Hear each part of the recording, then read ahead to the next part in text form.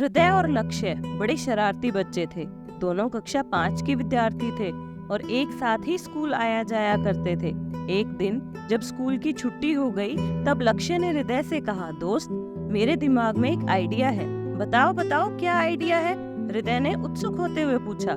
लक्ष्य, वो देखो, सामने 3 बकरियां चल रही हैं। हृदय, तो इसमें क्या हमारा क्या लेना देना है?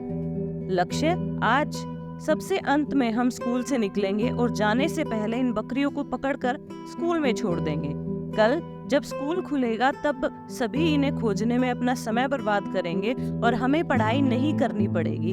हृदय, पर इतनी बड़ी बकरियां खोजना कोई कठिन काम थोड़ी है।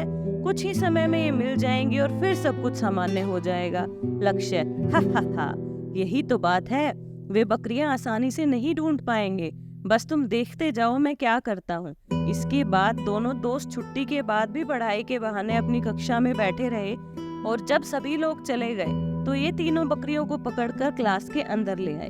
अंदर लाकर दोनों दोस्तों ने बकरियों की पीठ पर काले रंग का गोल बना दिया। इसके बाद लक्ष्य बोला, अब मैं इन बकरियों पे नंबर डाल देता हूँ, और उसने सफेद रंग से नंबर लिखने शुरू किए। पहली बकरी पे नंबर 1, दूसरी बकरी पे नंबर 2 और तीसरी पे नंबर 4। ये क्या, तुमने तीसरी बकरी पे नंबर 4 क्यों डाल दिया? हृदय ने आश्चर्य से पूछा। लक्ष्य हंसते हुए बोला, दोस्त, यही तो मेरा आइडिया है। अब कल देखना, सभी तीसरी नंबर की बकरी को ढूंढने में पूरा दिन निकाल देंगे और वो कभी मिलेगी ही नहीं। अगले दिन दोनों दोस्त समय से कुछ पहले ही स्कूल पहुंच गए। थोड़ी ही देर में स्कूल के अंदर बकरियों के होने का शोर मच गया। कोई चिल्ला रहा था, 4 बकरियां हैं।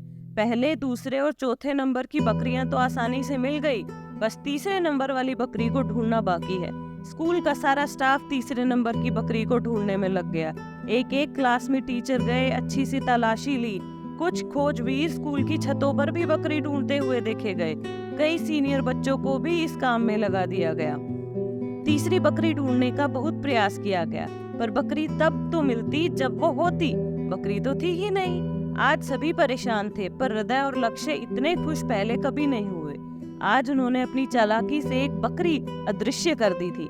इस कहानी को पढ़कर आप सबके चेहरे पे हल्की सी मुस्कान आना स्वाभाविक है, पर इस मुस्कान के साथ साथ हमें इसमें छिपे संदेश को भी जरूर समझना चाहिए। तीसरी बकरी दरअसल वो चीजें हैं जिन्हें खोजने के लिए हम बेचैन हैं, पर वो हमें कभी मिलती ही नहीं क्योंकि वे वास्तव में होती ही नहीं। हम ऐसा जीवन चाहते हैं जो संपूर्ण रूप से आदर्श हो, जिसमें कोई समस्या ही ना हो। हम ऐसा जीवन साथी चाहते हैं जो हमें पूरी तरह समझे, जिसके साथ कभी हमारी अनबन ना हो। हम ऐसी व्यवसाय या नौकरी चाहते हैं जिसमें हमेशा सब कुछ एकदम सुगम सुचारू चलता रहे। क्या जरूरी है कि हर समय किसी वस्तु के लिए परेशान रहा जाए? ये भी तो हो सकता है कि हमारे जीवन में जो कुछ भी है वही हमारे जीवन की परिपूर्ण करने के लिए पर्याप्त है। ये भी तो हो सकता है कि जिस तीसरी चीज की हम तलाश कर रहे हैं वो हकीकत में हो ही ना और हम पहले से ही परिपूर्ण हो।